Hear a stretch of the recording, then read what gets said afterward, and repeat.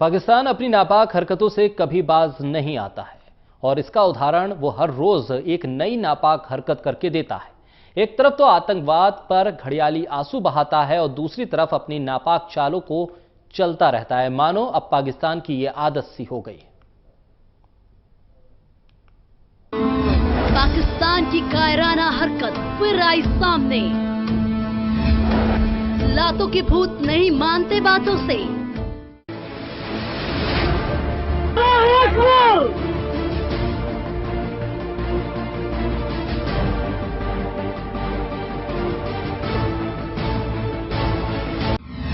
पाकिस्तान को ईंट का जवाब पत्थर से दो सरकार। शहीदों की शहादत का बदला चाहिए। आतंकियों को चुन चुन कर मारो। पाकिस्तान अपनी नापाक हरकतों से कभी बाज नहीं आ सकता। इसका उदाहरण वो हर रोज एक नई नापाक हरकतों से देता है। एक तरफ तो आतंकिस्तान घड़ियालू आंसू बहाता है और दूसरी तरफ नापाक चाल चलता है। मानो ये अब पाकिस्तान की आदत सी हो गई है। जिस तरह पाकिस्तान हर दिन नई चाल चलता है और फिर दुनिया के सामने मासूम बनता है, उससे तो यही लगता है कि मानो पाकिस्तान की मिट्टी में ही जालसाजी बस गई है। पाकिस्तान ने फिर एक कायराना हरकत की है। जम्मू कश्मीर में अगवा किए गए 4 में से 3 पुलिसकर्मियों की आतंकियों ने हत्या कर दी और एक पुलिसकर्मी आतंकियों के चंगुल से भागने में कामयाब हो गया। ये कायराना हरकत आतंकियों ने इसलिए की थी क्योंकि आतंकियों ने इन 4 पुलिसकर्मियों से पुलिस की नौकरी छोड़ने के लिए कहा था। लेकिन शायद ये आतंकी नहीं जानते हैं कि हिंदुस्तान का हर शख्स देश के लिए हंसते हंसते अपने प्राण न्यौछावर कर देता। और ये बात तो देश के जवानों की रही, तो फिर कैसे हंसते हंसते ये जवान शहीद नहीं होते। इन 4 पुलिसकर्मियों को दक्षिणी कश्मीर के शोपिया से अगवा किया गया था, जिनमें जम्मू कश्मीर पुलिस के 3 विशेष अधिकारी और एक जवान शामिल था। जब ये आतंकी हमारे जवानों का सामना नहीं कर पाते हैं तो फिर उनके मासूम परिजनों को निशाना बनाते हैं। कुछ दिन पहले ही आतंकियों ने जम्मू कश्मीर पुलिस में काम कर रहे अफसरों और जवानों के 11 रिश्तेदारों को अगवा कर लिया था। इसके बाद हमारे जवानों ने ईंट का जवाब पत्थर से देते हुए हिजबुल के 3 आतंकियों के रिश्तेदारों को हिरासत में ले लिया, जिसके बाद अपहरण करने वाले आतंकी से डर गए और उन्होंने पुलिस अफसरों के रिश्तेदारों को रिहा कर दिया। तो वहीं कुछ दिन पहले जम्मू कश्मीर के अनंतनाग में भी आतंकियों ने पुलिस पार्टी पर हमला किया था। अनंतनाग के अच्छा बल में हुए इस हमले में सुरक्षा बल ने एक आतंकी को मार गिराया था। आतंकियों ने रात के अंधेरे में पुलिस पार्टी को निशाना बनाया था।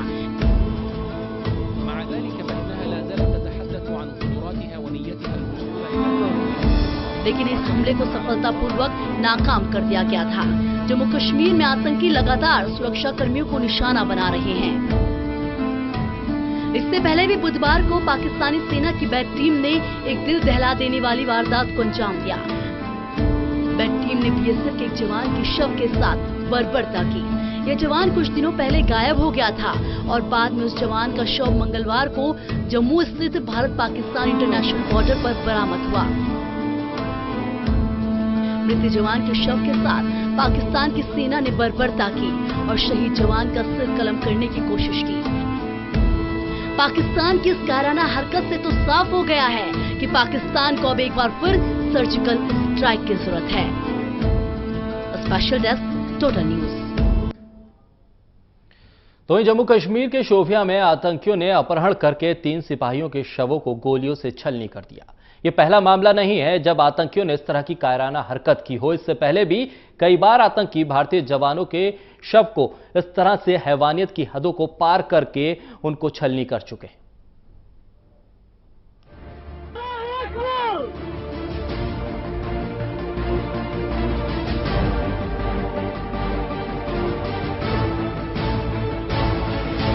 जम्मू कश्मीर में आतंकवादियों के दिल में जरा सा भी खौफ नहीं है।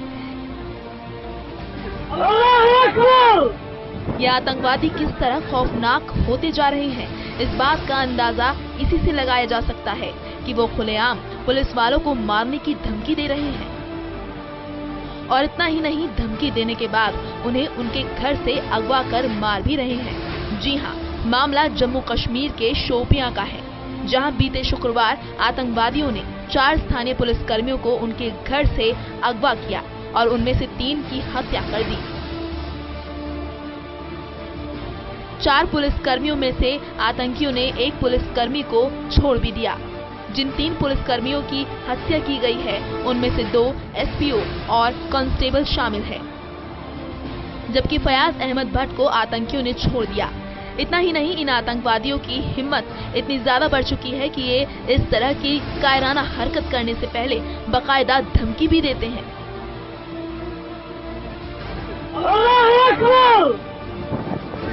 हिजबुल आतंकी रियाज नायकू ने 4 दिन पहले ही एक ऑडियो जारी कर स्थानीय पुलिस वालों को धमकाते हुए कहा था कि वो उग्रवादियों की सूचना पुलिस को न दें और फौरन पुलिस की नौकरी छोड़ दें, वरना नतीजा काफी बुरा होगा। लगातार हो रही पुलिस कर्मियों की निर्मम हत्याएं। पुलिस कर्मियों की हत्या का सिलसिला 22 अगस्त से बदस्तूर जारी है। 22 अगस्त को ईद उल जुहा के बाद से आतंकी अब तक कर चुके हैं 9 पुलिसकर्मियों की हत्या। ईद के दिन साउथ कश्मीर में आतंकियों ने 3 पुलिस वालों की घर में घुसकर की थी हत्या। इससे पहले शोपियां में ही एस्कॉर्ट ड्यूटी में तैनात 4 पुलिसकर्मियों की कर दी गई थी हत्या। ये तो रही सिर्फ अगस्त महीने की घटनाएं, लेकिन इससे पहले भी कई बार भारतीय जवानों की निर्मम हत्याएं की गई हैं। इंडियन आर्मी के जाबाज अफसर फयाज को आतंकवादियों ने अपहरण कर उनके शव को किया था गोलियों से छलनी। पिछले साल 10 मई को इंडियन आर्मी के जाबाज अफसर फयाज का आतंकवादियों ने अपहरण कर लिया था। अपहरण के बाद अगली सुबह गोलियों से छलनी उनका शव हरमैन इलाके में उनके घर से करीब 3 किलोमीटर दूर मिला था। ईद मनाने जा रहे जवान औरंगजेब का भी आतंकवादियों ने अपहरण कर उनके शव को गोलियों से छलनी कर दिया था। जून महीने में ईद मनाने के लिए घर जा रहे सेना के जवान का पुलवामा से अपहरण कर उनकी हत्या कर दी गई थी। आतंकवादियों ने जाबाज औरंगजेब के शव को गोलियों से छलनी कर पुलवामा के जंगलों में छोड़ दिया था। ये सारे आंकड़े हाल फिलहाल के हैं, लेकिन इनसे पहले कई बार आतंकियों द्वारा कायरता दिखाते हुए भारतीय सिपाहियों पर पीछे से हमला कर उनके शवों के साथ बर्बरता की गई। सवाल यही कि आखिर कब तक भारतीय जवानों के साथ बर्बरता का ये सिलसिला यूं ही जारी रहेगा। अब देखने वाली बात ये रहेगी कि भारतीय सरकार लगातार हो रहे भारतीय जवानों की इन निर्मम हत्याओं का जवाब आतंकियों को देने के लिए क्या एक्शन लेती है। Special desk total news. तो वहीं जम्मू कश्मीर में आतंक के सौदागरों ने पुलिस कर्मियों को अगवा कर उनको और उनके घर वालों को खौफजदा करने की रणनीति अपनाई है। इसकी कमान अब हिजबुल के नए पोस्टर बॉय रियाज नायकू के हाथ में दी गई है और वो लगातार आतंक की इन गतिविधियों को बढ़ाता जा रहा है।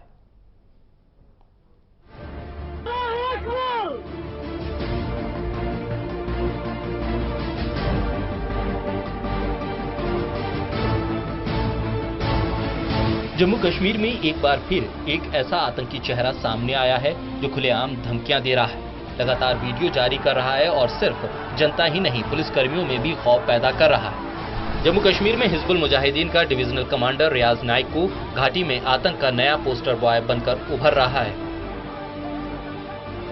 3 दिन पहले एक ऑडियो जारी कर रियाज नायकू ने धमकी दी थी कि अगर स्थानीय पुलिस वाले नौकरी नहीं छोड़ते हैं तो वो उन्हें सबक सिखाएगा।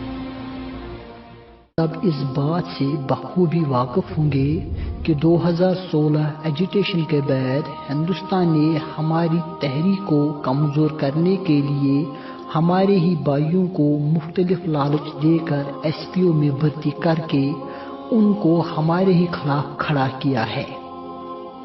हमारे नौजवानों को एसपीओ जॉब देना हमारे नौजवानों से कोई हमदर्दी नहीं है, बल्कि ये हिंदुस्तान की एक नापाक साजिश है जिसके तहत वो हमको आपस में लड़ाकर हमारे इत्तेहाद को तोड़ना चाहता है।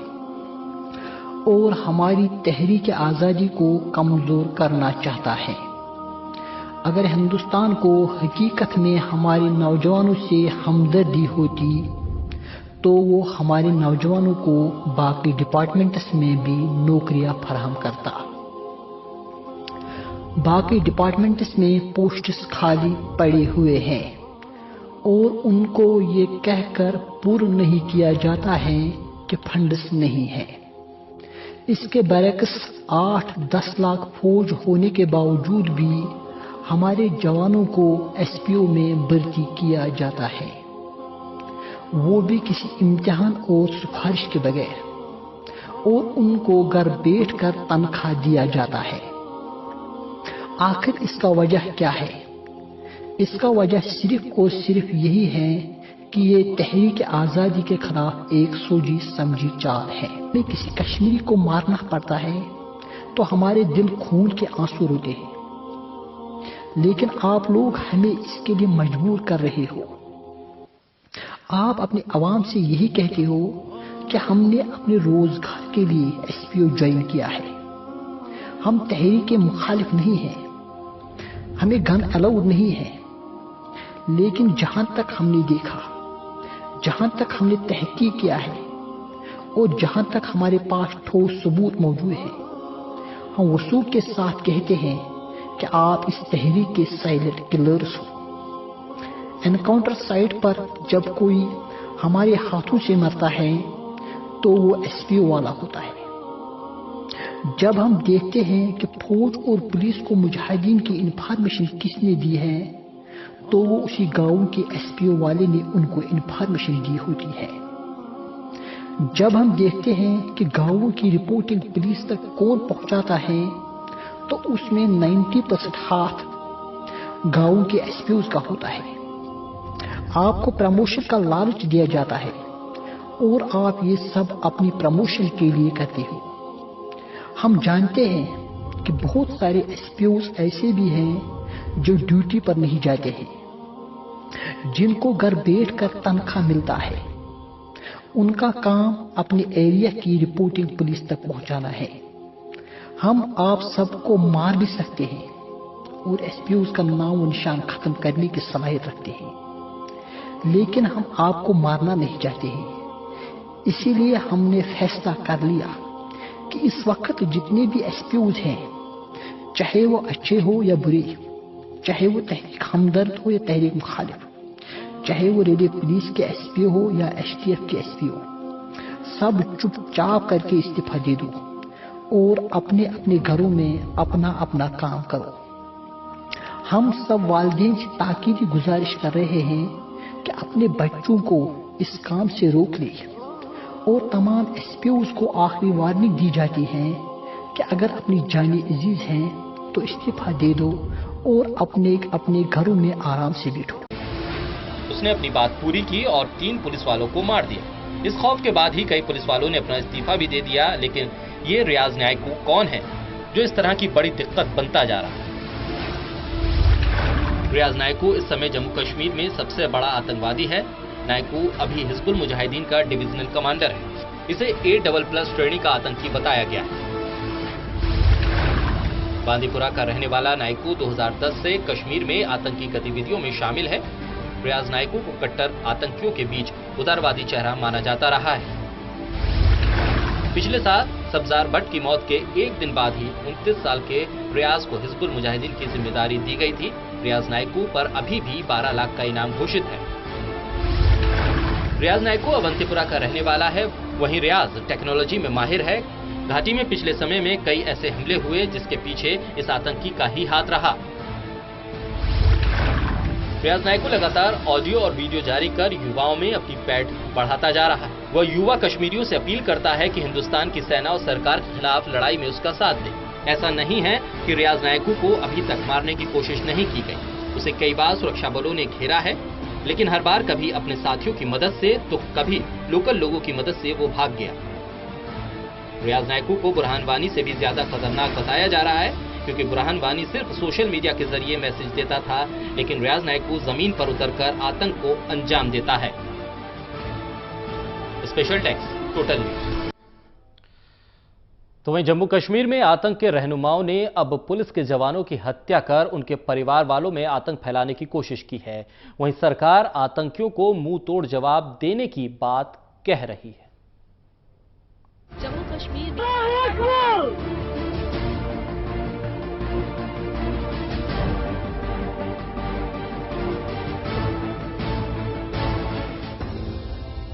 जम्मू कश्मीर में जल्द ही पंचायत चुनाव होने वाले हैं, लेकिन चुनाव से पहले ही आतंकियों की तरफ से इसे टालने के लिए पुरजोर कोशिशें की जा रही है। एक बार फिर घाटी में आतंकियों ने स्थानीय पुलिसकर्मियों को अगवा कर उनकी निर्मम हत्या की है।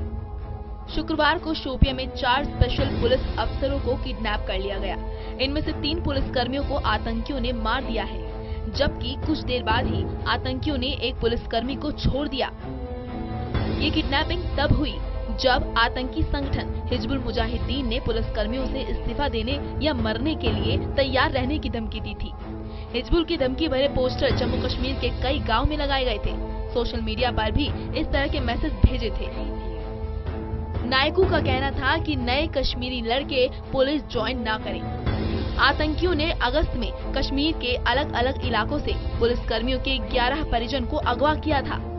ऐसा कहा गया है कि प्रशासन को इन्हें छुड़ाने के लिए आतंकवादियों की मदद करने वालों और पूछताछ के लिए लाए गए उनके परिजन को छोड़ना पड़ा था। पुलिसकर्मियों की हत्या के बाद से एक बार फिर राजनीति भी तेज हो गई है। एक तरफ सरकार आतंकियों पर सख्ती से निपटने की बात कह रही है, तो वहीं दूसरी तरफ विपक्ष ने आतंक को रोकने में सरकार को नाकाम करार दिया है। बेकार नहीं जाएगी। पहले भी जिस तरह की हरकत वहां पर आतंकियों ने की है, जम्मू कश्मीर पुलिस के जवानों ने, एसपीओज ने बहुत बहादुरी से मुकाबला किया है। हम उनको सलाम करते हैं और मानते हैं कि उनकी शहादत का बदला जरूर लिया जाएगा। आतंकियों के हौसले को पस्त करेंगे। आतंकी और जो पाकिस्तान समर्थित आतंकी हैं, उनके खिलाफ पैरामिलिट्री फोर्स और सेना की कार्रवाई चल रही है और वो बख्शे नहीं जाएंगे। और जो बॉर्डर पर पाकिस्तान जिस तरह की हरकत करता है, उसका जवाब उनको मिलेगा। भले ही सरहद के उस पार के पीएम भारतीय पीएम को चिट्ठी लिखकर शांति वार्ता की बात करते हैं, लेकिन कश्मीर में अशांति फैलाने वाले आतंकियों की पीठ भी थपथपाते हैं। National desk, total news.